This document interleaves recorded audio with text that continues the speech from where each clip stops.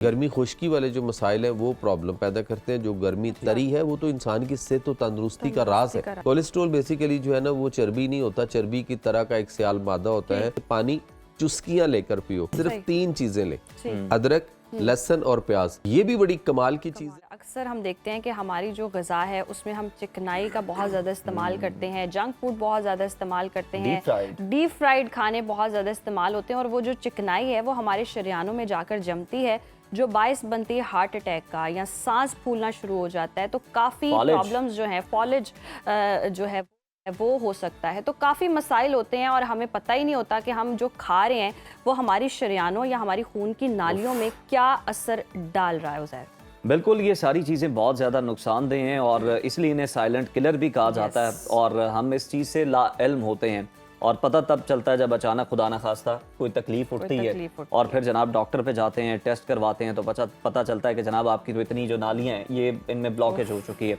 आखिर ये मसला पैदा क्यों होता है जान लेते हैं। माहिर नेचुरोपैथी जमील मेहरवी साहब हमारे साथ स्टूडियो में हैं, आपको खुशामदीद कहते हैं प्रोग्राम में। ये बताइएगा कि ये ब्लॉकेज की वजह क्या है? क्या ये सिर्फ फूड ही है, deep fried food, junk food यही कॉज कर रहा है और हम बिल्कुल भी हेल्दी एक्टिविटी नहीं करते, या फिर अगर हम हेल्दी एक्टिविटी करें तो उसके साथ ये डाइट चल रही हो तो फिर ये ब्लॉकेज हो सकती है या इस तरह का मसला नहीं हो सकता? देखिए, बात यह है कि हमें खुराक के अंदर देखना है कि हम किन चीज़ों को बैलेंस करके कैसे लें। हमारे यहाँ मसला ये है कि हम एक ही ग्रुप की खुराक को ज़्यादा फोकस कर रहे हैं और दूसरे ग्रुप की खुराक को हम बहुत कम लेते हैं। मिसाल के तौर पे कि लोग चावल तो खाना चाहते हैं, दही का इस्तेमाल करना चाहते हैं, लस्सी का इस्तेमाल करना चाहते हैं, और यखनी की बात आए तो हम परेशान हो जाते हैं कि नहीं जी ये गर्मी शुरू हो गई है, अब यखनी कौन पिएगा। या और ऐसी मतलब ड्राई फ्रूट्स की चीज़ें हैं तो वो उस पर अगर हम बात कर लें तो वो लोग कहते हैं कि शायद उसका सीज़न अब ख़त्म हो रहा है, खत्म हो गया है तो अब नहीं होनी चाहिए क्योंकि आगे तो गर्मी है तो हमें फिर वही ठंडी चीज़ों की तरफ जाना है। तो जबकि यही लोग जो जिनका कॉन्सेप्ट यहाँ पे ये होता है ना कि जी ये तो गर्म चीज़ें हैं, ये तो सर्दियों में सिर्फ खानी चाहिए, जब ये मदीना शरीफ में या मक्का में हाज़री में उम्रा पे गए होते हैं या हज पे होते हैं तो उन दिनों में जब गर्मी होती है वहाँ पे अरब की गर्मी जो होती है, उस वक़्त वहाँ पे मेरे आका ताजदार मदीना सरूर सीना अहमद मुश्तबा मोहम्मद मुस्तफ़ा सल्लल्लाहु अलैहि वसल्लम की बारगाह में जब सुफरा लगे होते हैं ना, और वहाँ पे जब ये सारे तमाम जो खुश्क मेवा जाते हैं ये पड़े होते हैं तो वहाँ पे यही लोग जो है ना वो ऐसे करके खा रहे होते हैं, ऐसे करके नहीं खाते।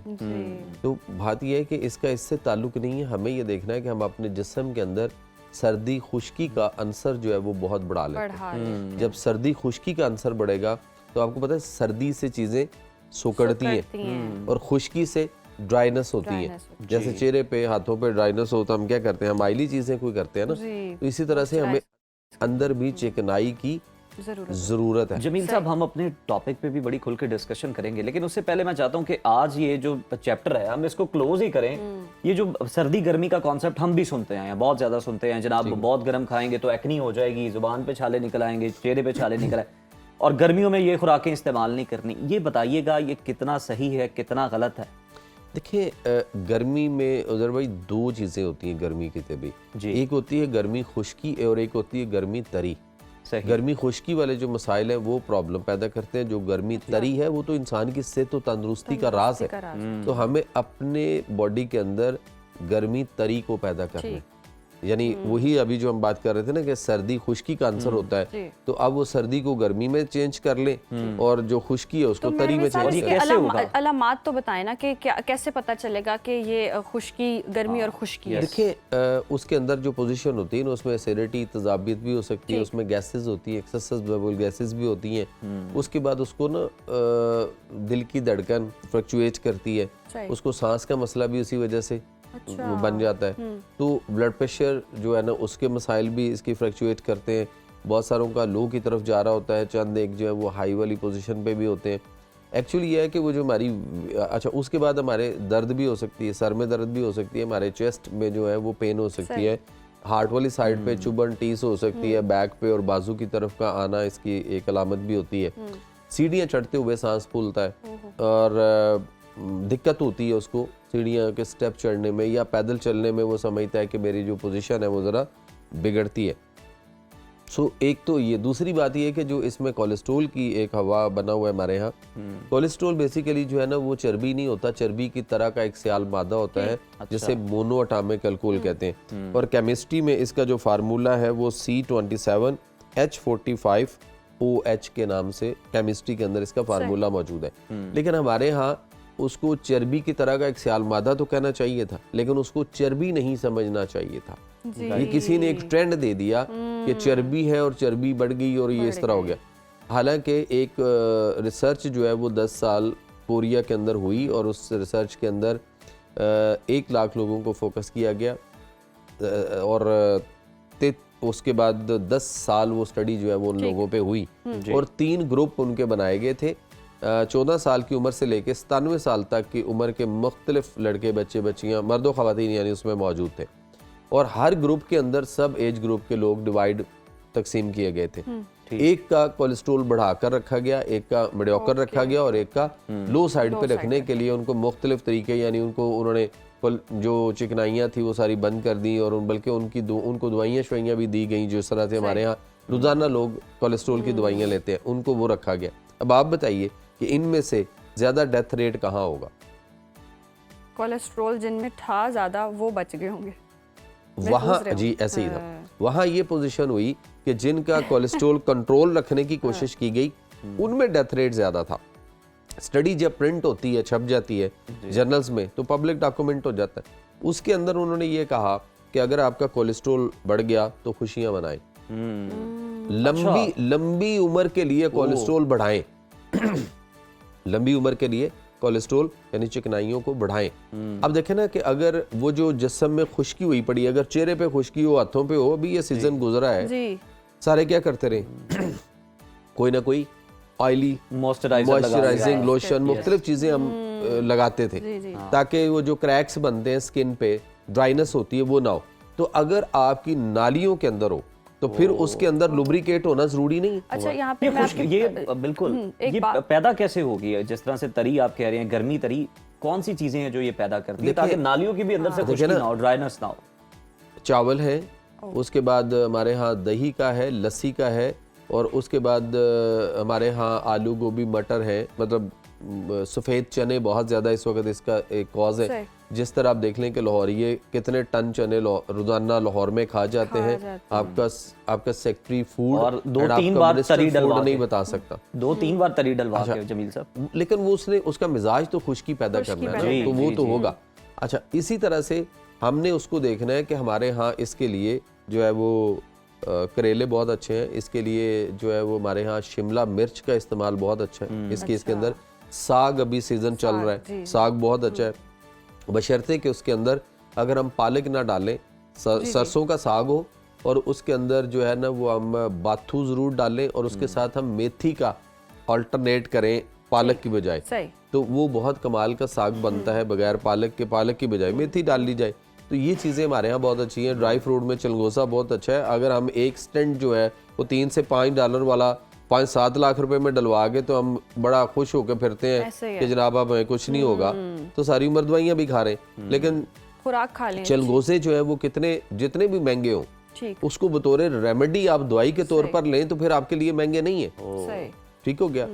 दूसरी बात यह है कि हमारी जो गवर्नमेंट है उसको भी चाहिए कि इस पे कोई थोड़ा सा सद्देबाब करें कि हमें सिर्फ रेवेन्यू नहीं चाहिए कि हमारे चलगोजे यहाँ से बाहर जाएं और अच्छे पैसे आएंगे। पहले अपनी आवाम को तो खुल के खाने दें, उसको इतना सस्ता कर दें। अगर ये बाहर जाने से इसको रोक दिया जाए तो ये 2000-2500 रुपए किलो से ऊपर भी हेल्थ बजट में आप शामिल कर लें। दुरुस्त फरमाया कि ग़िज़ाएं इस तरह की खानी चाहिए। कुदरती तरीके हम देखें ना, जैसे आपने कोरिया की बात की है तो वो गर्म पानी पीते हैं। ये कितना फ़ायदा देता है कि आपकी जो शरियाने हैं वो खुल जाए, क्योंकि उनको मोस्टली मैंने ये देखा है कि वो गर्म पानी का इस्तेमाल करते हैं। देखिए उन जगहों पे आप अगर देखेंगे तो वहाँ पे आपको इस तरह के मसाइल और हेल्थ इश्यूज इस तरह स्पीडली मतलब जो है ना वो वबाई शक्ल का इख्तियार करते हुए नजर नहीं आएंगे। वो लोग बहुत ज़्यादा जो है ना इन चीज़ों को देखिए ना, ये आपसे सल्लम की हदीस है बकायदा कि पानी चुस्कियाँ लेकर पियो। अब चुस्की किस पानी की आएगी? जो नीम गर्म की आएगी, ताज़ा और ठंडे की तो आ नहीं सकती। सो इसलिए हमें इन चीज़ों को जो है वो भी देखना है। उसके बाद फिर इसके लिए जो बड़ा कमाल का हमारे यहाँ जो कवा है, जिस अच्छा पहली बात तो ये हम कर लें कि पहले इस पंप को देखना है, ये जो लुब डुब कर रहा है, इसमें से जो ब्लड निकलता है, इंसान की पूरी बॉडी के अंदर जितनी भी उसकी वेन्स है, आर्टरीज हैं, शरियाने वगैरह, जो भी नालियाँ, खून जिनके अंदर गर्दिश करता है, अगर इसको हम एक स्ट्रेट लाइन में अगर इसको देखें तो इसकी लंबाई कितनी बड़ी बनती होगी। आपकी जमीन के 4 चक्कर बनते हैं। ओह अच्छा।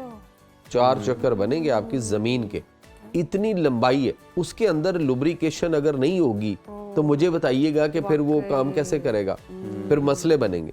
तो इसलिए अच्छा, इसके लिए जो बेहतरीन चीज़ है हमारे यहाँ उसमें नेचुरोपैथी के अंदर, उसमें अदरक है, 3 ग्राम अदरक लेना चाहिए, और पुदीना ताज़ा जो है वो 9 ग्राम वो ले लिया जाए, और पान का पत्ता 1 अदद जो है वो लिया जाए, और इसको आप 1 गिलास पानी में डाल के चूल्हे पे रख के आप इसको हल्की आंच पे पकाएं। जब ये पकते हुए आपका तकरीबन आधा गिलास रह जाए तो आप इसे नीचे उतार लें, छान लें, और इसके अंदर आप जो है ना वो थोड़ा सा हस्बे जायका 1-1.5-2 चम्मच जितना आपने शहद डालना हो वो शहद उसमें डाल के आप इसको नीम गर्म इनटेक करें। आपकी कोलेस्ट्रोल के मसाइल जो है, ख़ास तौर पे जो ट्राइग्लिसराइड्स बढ़े हुए होते हैं, और उसके बाद आपकी आर्टरीज के अंदर जो ब्लॉकेज आ रही होती है उसको खोलने में बहुत कमाल का ये कावा जो है वो अल्लाह ताला ने हमें दिया हुआ है। उसके बाद इसमें और 2-3 चीज़ें हैं, मैं वो ऐड करवा दूँ। एक चटनी उसके लिए बहुत अच्छी है, जो कि ख़वातीन का काम है, चटनियाँ बनाना और खाना और खिलाना, कूटना ज़ाहिर है उनकी है। तो उसमें जो है अदरक है 2 तोला, लहसुन की तुरियाँ ली जाएं तो वो है 5 अदद, और धनिया यानी फ्रेश धनिया जो होता है सब्ज़ वो लिया जाए तकरीबन कोई 2 माशा, और काली मिर्च जो है वो उसके 8 दाने लिए जाएं, और उसके बाद ज़ीरा सफ़ेद जो है वो 3 माशा लिया जाए। तो इसको कूट के इस निस्बत से आप इसको डबल ट्रिपल 10 गुना इन चीज़ों को मल्टीप्लाई करके, तो आप ज़्यादा बनाना चाहें तो उस तरह भी कर सकते हैं। इसको कूट के इसकी चटनी बनाई जाए, तो ये बड़ी कमाल की है, जिसको अगर हम खानों में अपने इंटेक करते रहें, टेस्टी भी है, फायदेमंद भी है, और आपके हार्ट और रेगुलर आप उसको जिस चीज़ की मतलब चटनी बना रहे होते हैं जो ज़्यादा लोगों में कॉमन भी है, उसके अलावा अगर आप ये वाली चटनी बनाएं तो ज़्यादा बेहतर है, ज़्यादा बेहतर है। और वाकई वो कहते हैं ना चटनियों पे गुजारा करें, तो ये चटनी तो बहुत ही इसमें एक और चीज़ है, अदरक, लहसुन और प्याज, सिर्फ 3 चीज़ें लें।